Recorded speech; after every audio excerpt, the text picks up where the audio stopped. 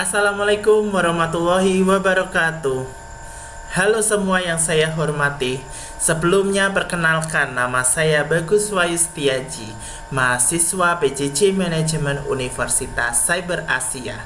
Tujuan saya adalah ingin mengikuti kompetisi Pertamuda Sis and Skill 2022. Dengan ide bisnis yang saya bawa adalah Lapi atau tela-tela crispy.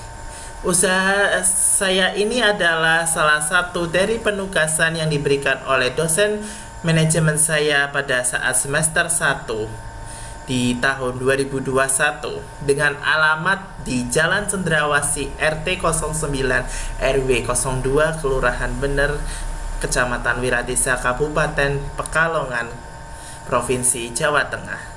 Dan seperti inilah usaha yang saya rintis, yang saya buat sendiri, tela-tela crispy.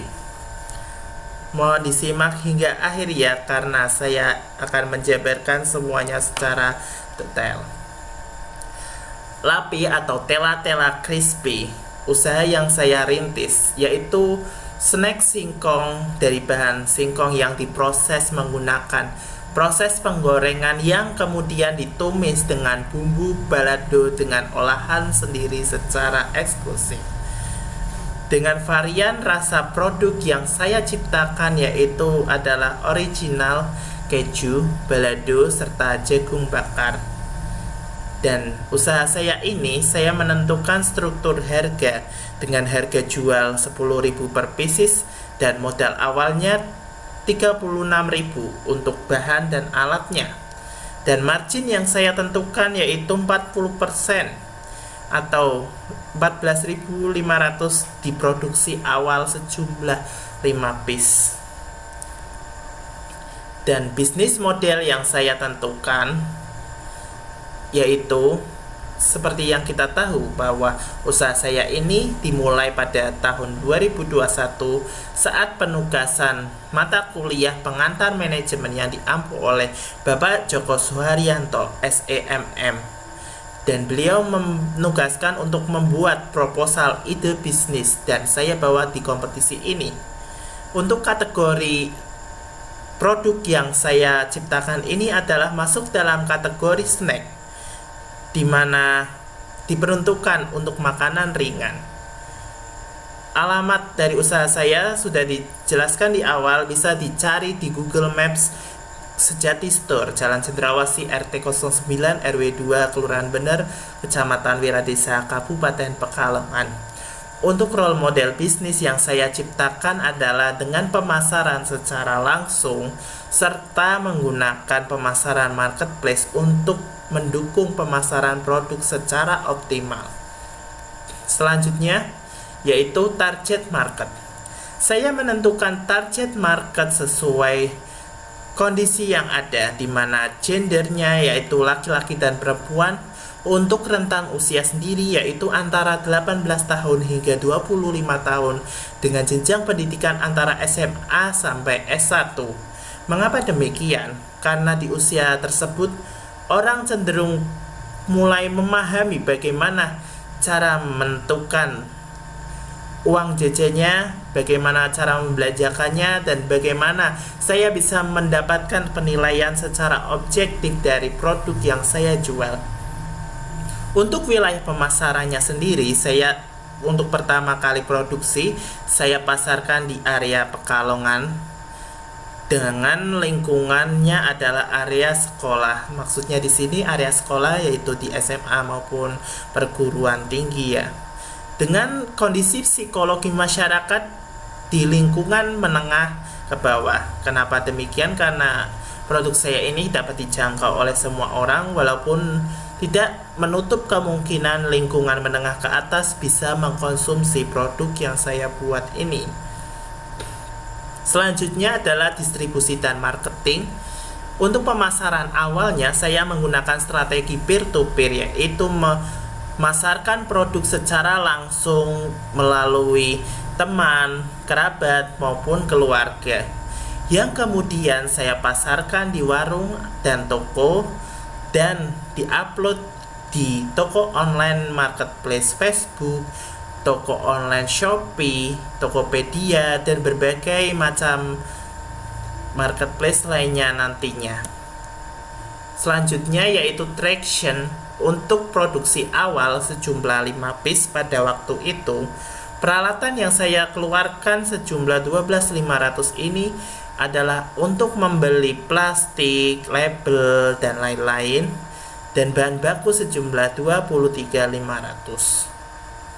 Untuk semua perhitungan, margin profit yang saya hitung 40% dari total biaya utama yaitu 36.000, dan didapatkan profit sejumlah 14.500 per piece. Dan ini masih memungkinkan untuk lebih karena banyak hal yang harus diperhatikan ketika nantinya jumlah produksi dalam skala yang besar. Selanjutnya untuk tim produksi sendiri, yaitu saya dengan keluarga sebagai tim produksi LAPI ini. Sebagai penanggung jawab utama, saya sendiri Bagus Setiaji, pengolahan bahan mentah yaitu Bapak Supriwayu, dalam hal pencucian bahan serta pemotongan. Untuk pengolahan proses penggorengan yaitu Ibu Risna, dan saya membantu dalam membuat bumbu balado. Untuk packing dan labeling yaitu adik saya Dwi Ardiansa dan Aditya Saputra, dan untuk proses distribusi serta penjualan yaitu dilakukan oleh saya dan adik saya yaitu Dwi Ardiansa. Dan tidak menutup kemungkinan juga jika produksi dalam jumlah besar nantinya akan melibatkan banyak orang. Dan sebagai penutup dari presentasi saya ingin lebih meyakinkan lagi para investor untuk menginvestasikan di bisnis saya ini dengan pengembangan fungsi manajemen yaitu planning, organizing, actuating, dan controlling.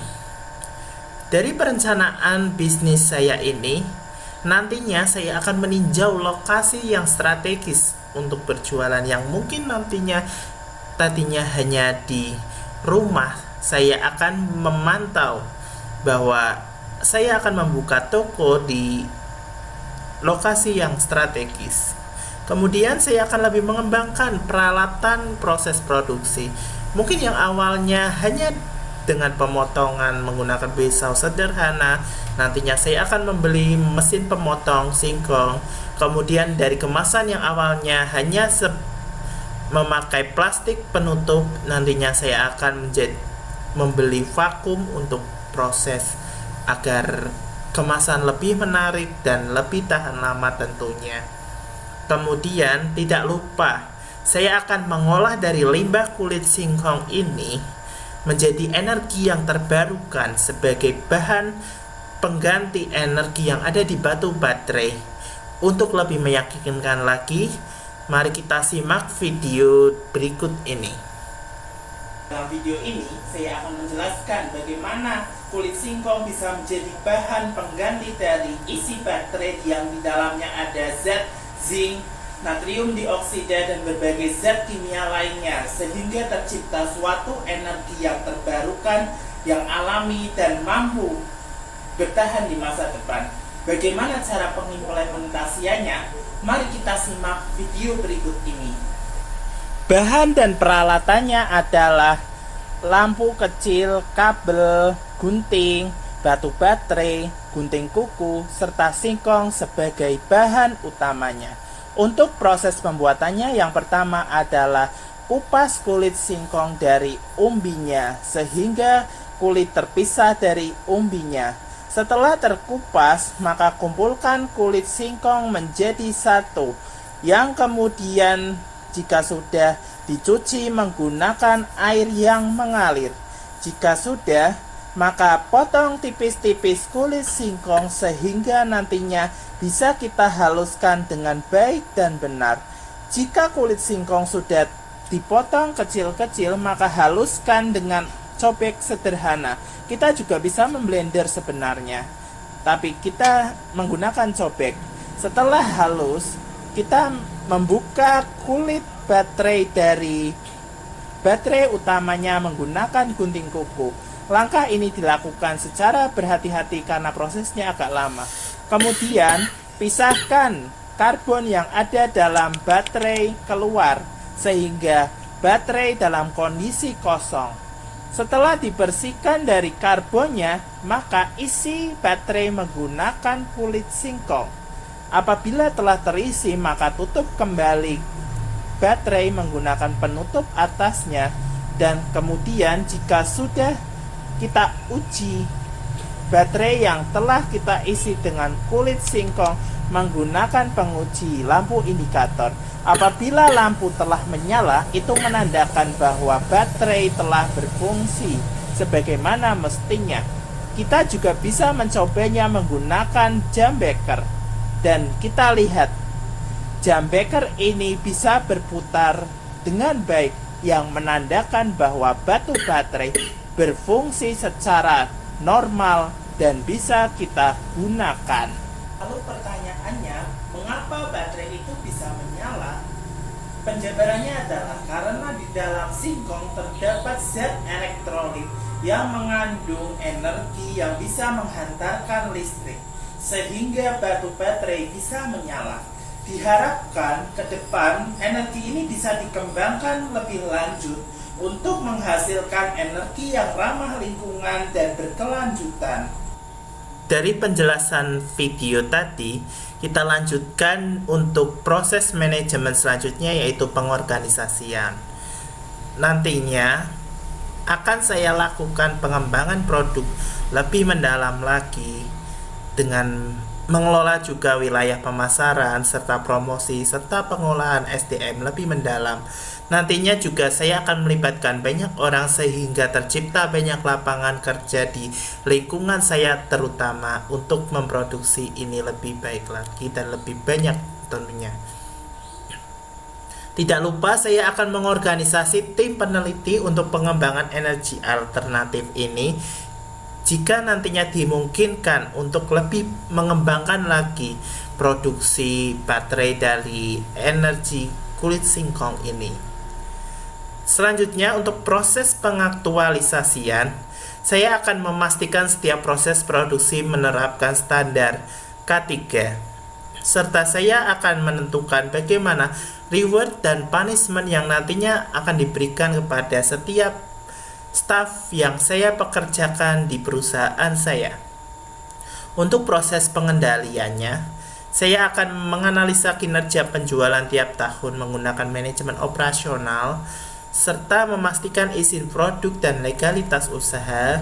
Saya akan mengurus mungkin nantinya sertifikat halal, BPOM, dan serta kelegalisasian lainnya. Dan tidak lupa saya akan memastikan bahwa pengembangan energi bahan kulit singkong ini akan semakin dikembangkan sehingga diharapkan nantinya baterai dari kulit singkong ini akan menjadi bahan yang ramah lingkungan serta dengan biaya yang terjangkau. Demikian presentasi yang dapat saya sampaikan. Semoga dapat diterima dengan baik dan terima kasih atas perhatiannya. Wassalamualaikum warahmatullahi wabarakatuh.